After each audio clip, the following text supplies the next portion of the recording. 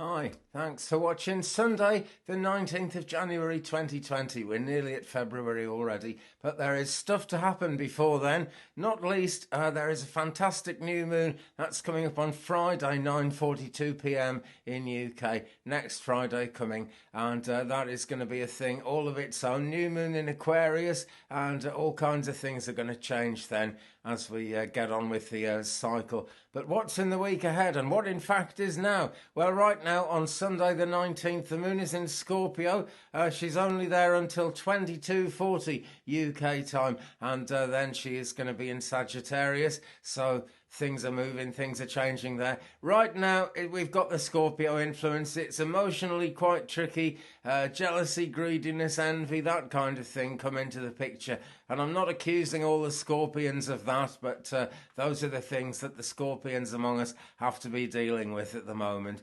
Not an easy time, but the moon is going to shift into Sagittarius, and that's coming up, as I say, 22:40 UK time, so 5 hours before that on the east side of the States and Canada. On the Pacific coast, 8 hours before that, so that is really going to be characterising your Sunday, particularly on the Pacific side. The moon is waning at the moment. Let's just check the moon phase. She is 29.8% full, so really on her way down. And when we get into that last quarter, which we're in now, we always find that things change, the energy changes. As we come up to new moon, we're having new ideas, but things are coming down to a lull. It's not really the time to be putting those new ideas into practice. The good news is we've got a good sort of week and a half to be thinking about how we're actually going to do things and make the new ideas happen. And that's really positive. You know, it's a time of turning over a new leaf. It's a time of saying goodbye to old habits. But really, right now, it's a time of consolidation. It's a time of thinking, what have we done really since Christmas, I guess, since the, this moon cycle has been happening? What have we actually done? What have we achieved? Who have we left behind? And, have we pushed some people too hard? Have we pushed situations too hard? That can happen as well. It's all worth thinking about. It's about home and hearth and the things that sustain you, the things that actually give you life and make it possible for you to live your life. So that's all to be thinking about. As we go through the week then, we've got that Sagittarius moon very close now, actually, and that's the case until, 9 p.m. Tuesday on the Pacific coast. On the east side, it's 12 midnight as we go into Wednesday, the 4th of January. No, sorry, Wednesday, the 22nd of January. It's because it's the fourth quarter. I've got fourth on the brain. And that's 5 a.m. Wednesday, the 22nd in UK. We get that Capricorn moon. And then that stays with us right through until Friday, and then the moon's going to enter Aquarius 5:20 a.m. Pacific, 8:20 a.m.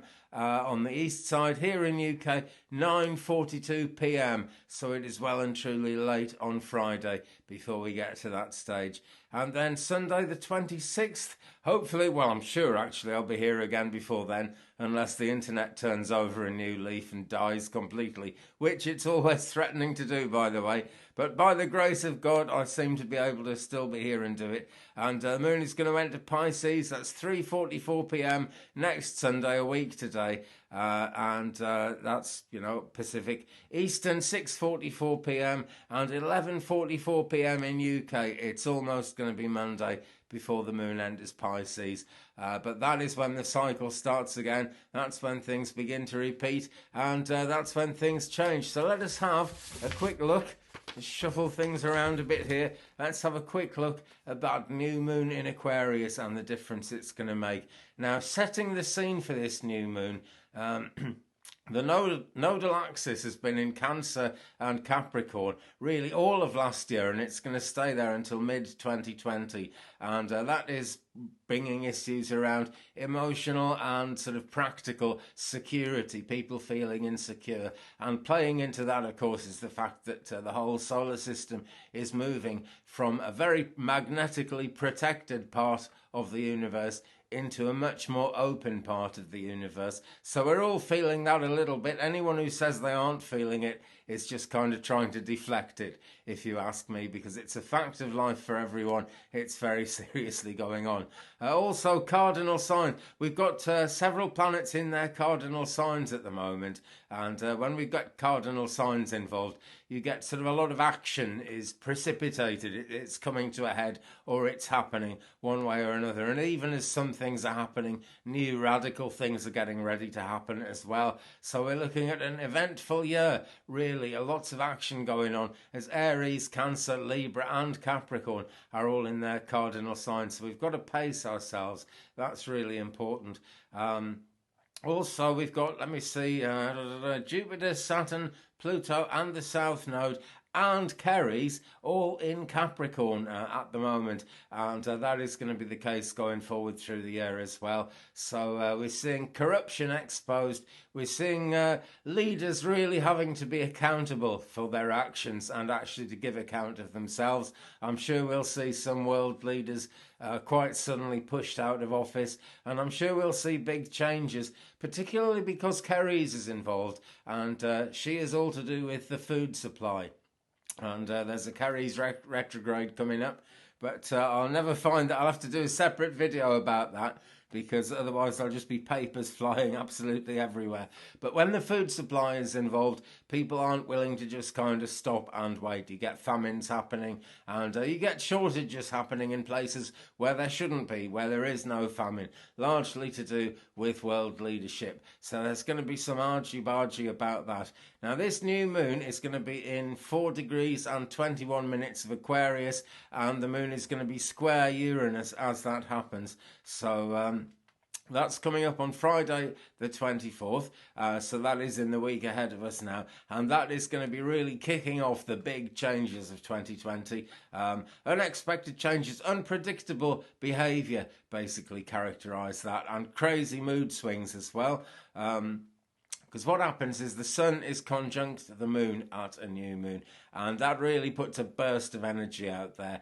And it's a burst of energy which, as it first begins to happen, has got nowhere to go, and that makes things really awkward and tricky, because it is a new moon. Everything in nature is actually at a lull. People are not at their most active, and they're not sort of primed to get out there and start doing things. And that's just as well, because if you're going to launch a new project, if you're going to turn over a new leaf, if you're going to start questioning old behaviours and really moving on from that, then the time for action is 2 or 3 days after the new moon comes in. So that's really going to be early next week that we need to be doing that.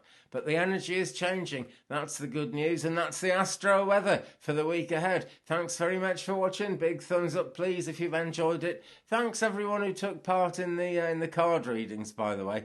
And if you're looking at those on Facebook, the reading I did on the pick a card reading, I should say, that I put up on Friday, you would need to just click on that, and you will actually get the answers. You'll be able to see what happened there, okay, because I picked those as I went, but it just doesn't look like a YouTube video the way it came out on Facebook. I don't know why. Strange times, strange things going on. Anyway, as I was saying, yeah, give me a thumbs up. Please subscribe and tap the bell if you haven't already to receive all notifications, because that really is making a big difference to my channel, and I really appreciate everyone who has subscribed. Take a look at my channel. There's loads and loads of readings on my YouTube channel, about 600 of them now, maybe even more than that by now actually. And if you're drawn to a reading, doesn't matter if it's not actually for your sign, if you feel drawn to it, take a look at it, because someone somewhere out there in the ethers, the spirit world or wherever, is trying to communicate with you. So, you know, do take a look, do watch the videos, because it's all kind of divine inspiration that comes in. Share me around the internet if you possibly can, and I'll see you again very soon. Peace.